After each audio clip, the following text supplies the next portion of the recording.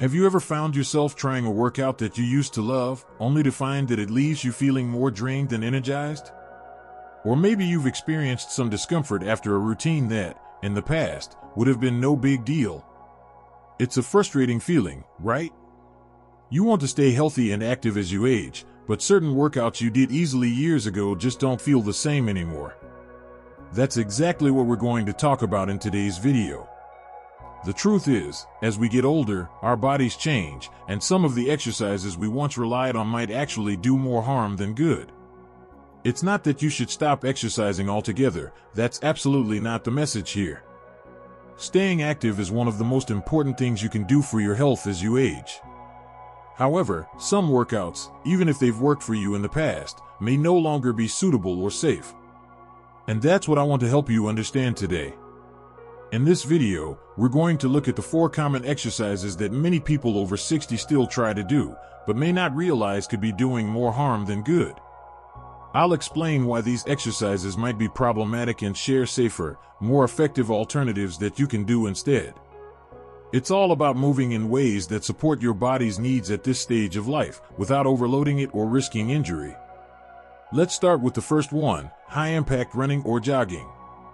Now, I know what you might be thinking. I've been jogging for years and I feel fine. And that's great. If running has been a staple of your exercise routine, you're likely used to the rhythm, and it's become second nature to you. But here's the thing, as we age, our bones, joints, and muscles start to experience more wear and tear. High-impact exercises like running can exacerbate the strain on your knees, hips, and lower back. Think about it. Every time your foot hits the ground while running, your joints absorb that force. Over time, this repeated pounding can lead to issues like joint pain, osteoarthritis, and other injuries. Even if you don't feel immediate pain, the repetitive impact can still cause harm over the long term. And when you add in the fact that as we age, our balance and coordination can decline, the risk of falling or twisting something during a run becomes much higher. But don't worry. I'm not saying you have to give up on being active.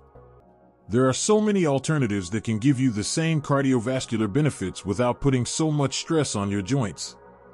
If you love the feeling of running but are starting to notice some discomfort, consider walking briskly as a lower impact option. Walking gets your heart rate up, improves circulation, and burns calories without the added risk of joint strain. You can even make it more interesting by adding interval walking, where you alternate between slower and faster paces, or by walking on different terrains like grass or sand to engage more muscles. Another great alternative to high-impact running is cycling. Whether it's on a stationary bike or a regular bike, cycling is a fantastic way to get your heart pumping without stressing your joints. It's also a great workout for building leg strength and improving overall stamina. If you're looking for something that feels more like a workout than a leisurely ride, you can try cycling classes or find cycling routes that offer some challenge, such as hills or longer distances.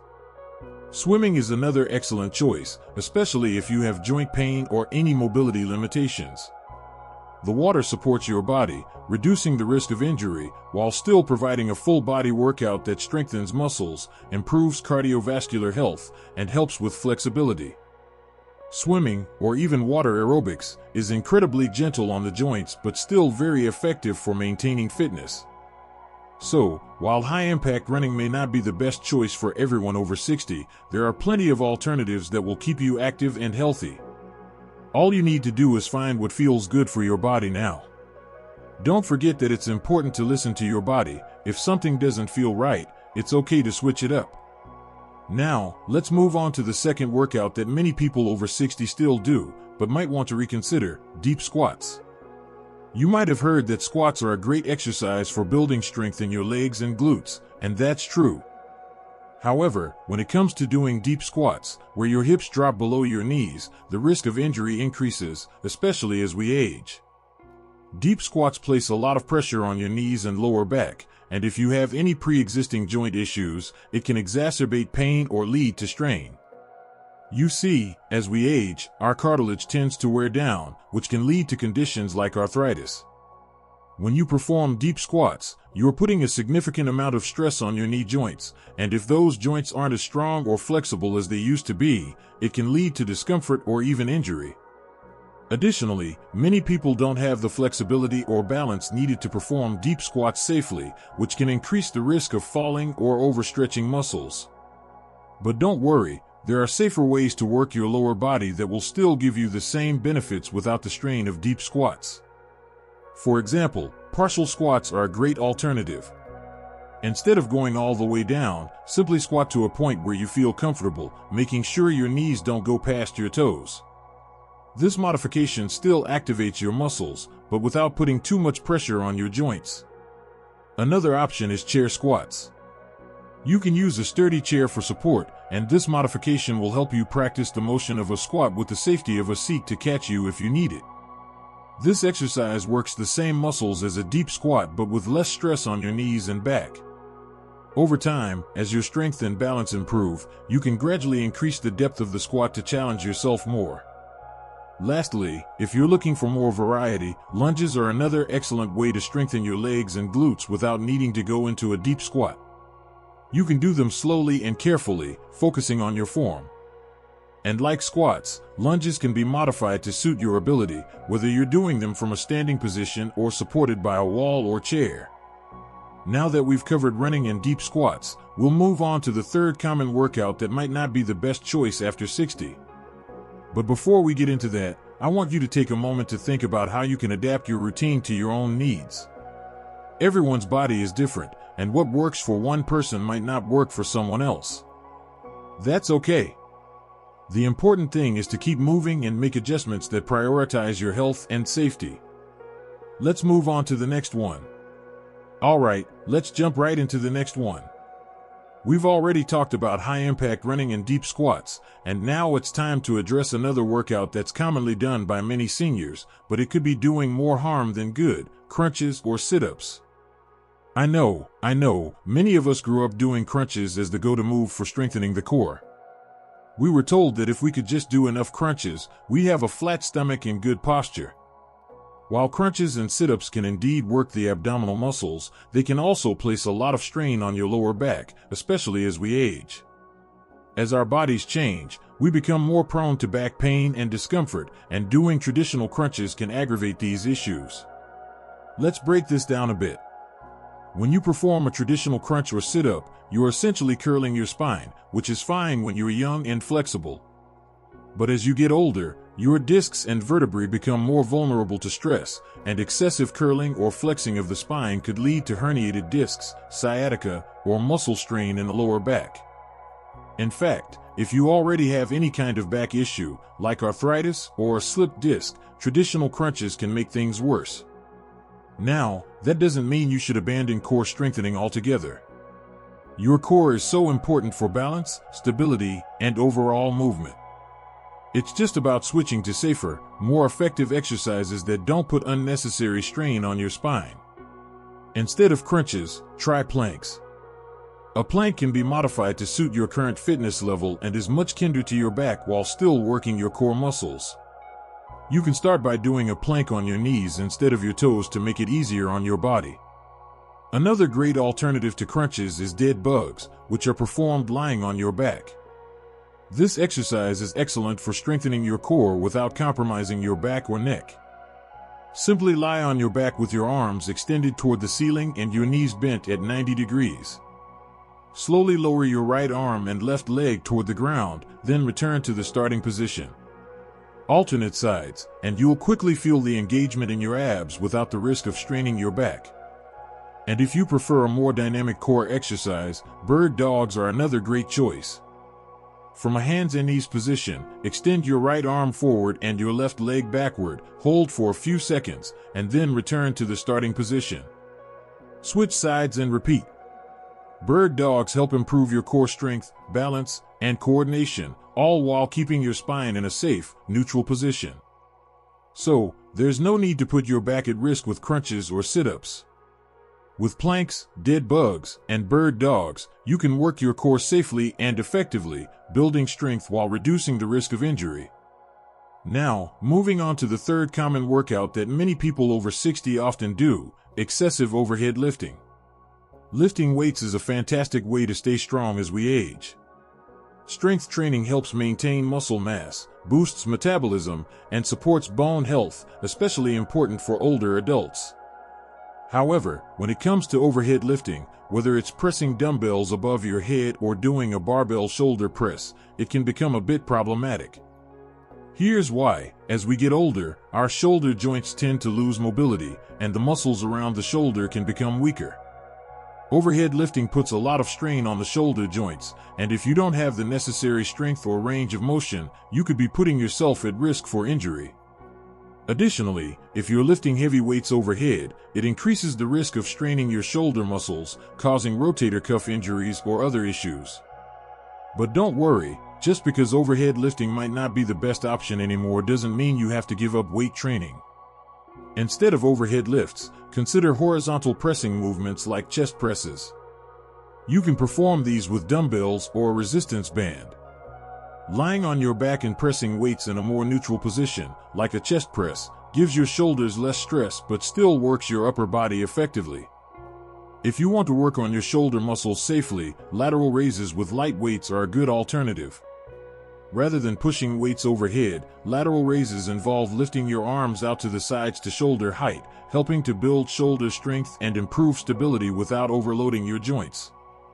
Just remember to start with a light weight and avoid going too heavy, especially if you're not used to shoulder exercises. Another great alternative is resistance band exercises, which are fantastic for gently strengthening the shoulders and upper body without putting too much strain on your joints. You can find a variety of exercises that work the shoulders and arms using resistance bands, and they're highly adjustable depending on your strength level. Plus, resistance bands are portable and easy to use, so you can do your workout anywhere. The key takeaway here is that when it comes to strength training, you don't always have to push for those heavy, overhead lifts. There are plenty of other ways to maintain your strength and work those upper body muscles without risking injury. And remember, it's not about lifting the heaviest weights, it's about finding what works for your body and keeping things safe and sustainable. Now that we've gone over crunches, sit-ups, and overhead lifting, we have one more common workout to tackle. But before we move on, I want you to keep in mind that it's important to find alternatives that work for your body. There's no one-size-fits-all approach to fitness, especially as we get older, and that's completely okay. The goal is to stay active in ways that feel good and are beneficial to your body. Next, let's talk about the final workout you may want to reconsider as you age. Alright, we've already covered some of the most common workouts that can put unnecessary strain on your body as you age. High-impact running, deep squats, crunches, and overhead lifting, all these exercises, though they may have been great in your younger years, can become a bit problematic as we get older. But don't worry, we've also discussed plenty of safer alternatives that will keep you strong and active without putting you at risk of injury. Now, let's talk about the final workout on our list. Jumping exercises, specifically, exercises like jump squats, box jumps, or any high-intensity plyometric moves. If you've been used to doing jump training, it's not uncommon to think that keeping up with high-intensity jumps will help you stay fit. After all, jumping gets your heart rate up quickly, and it can be a lot of fun.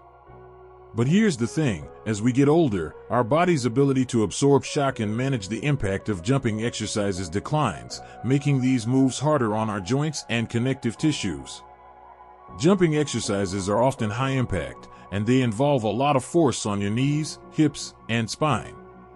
With the added stress on your joints and muscles, you run the risk of knee injuries, hip strains, or even more serious issues like torn ligaments. Plus, jumping can increase the risk of falls, especially if your balance is not as sharp as it used to be. And let's face it, nobody wants to risk a fall, especially when it can mean a broken bone or worse. But just like with the other exercises we've covered, there are plenty of alternatives that will keep your heart rate up, strengthen your muscles, and improve your fitness without the stress of high-impact jumping. Instead of jumping squats or box jumps, consider low-impact options like step-ups. This is a great exercise that mimics some of the benefits of jumping but with far less strain. All you need is a sturdy step or bench, and you can step up onto it one leg at a time, alternating your legs. This works your glutes, legs, and core, and it's much gentler on your joints. Plus, you can control the height of the step, making the exercise as challenging as you want it to be. Another great low-impact cardio option is marching in place or using a low-impact step machine. These exercises will help you build stamina and improve cardiovascular health, all while being gentle on your knees, hips, and ankles. You can even add some light hand weights to increase the intensity and get an extra muscle building benefit. And if you still want that jumping motion but with less intensity, consider mini trampoline workouts or rebounding. These exercises are much gentler on your joints, as the trampoline absorbs a lot of the impact. Jumping on a mini trampoline gives you the same fun, energizing feeling as traditional jump training, but without the strain on your body. It's a fun, effective way to get your heart rate up and improve coordination while protecting your joints. Now that we've gone over the 4 common workouts that might be causing more harm than good, let's take a moment to reflect on why this is so important for seniors. We all know that staying active is key to maintaining our health, vitality, and independence as we age. But it's just as important to adapt our workouts to our bodies as they change. It's not about pushing ourselves to the limit or trying to keep up with the intensity we once had. Instead, it's about finding safe, effective exercises that help us maintain strength, flexibility, balance, and overall wellness without putting unnecessary strain on our bodies. Remember, it's not about doing the hardest workout or lifting the heaviest weights. It's about doing what feels right for you and making sure you're supporting your joints and muscles in a way that promotes long-term health. Everyone's body is different, and what works for someone else might not be the best fit for you, and that's perfectly okay. As you continue your fitness journey, I encourage you to listen to your body. If something doesn't feel right, don't be afraid to make changes.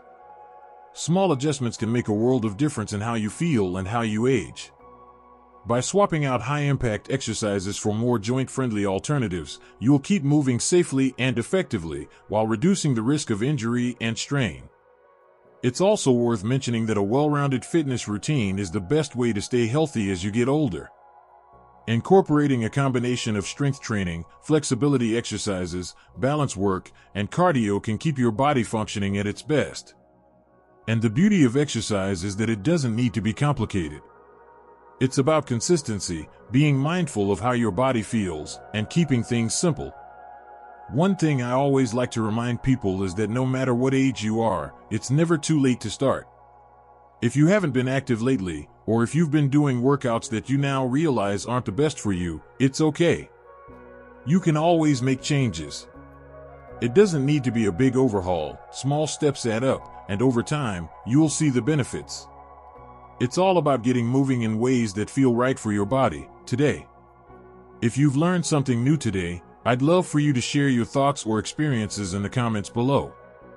Have you been doing any of these workouts, and have you had to make adjustments to your routine as you age?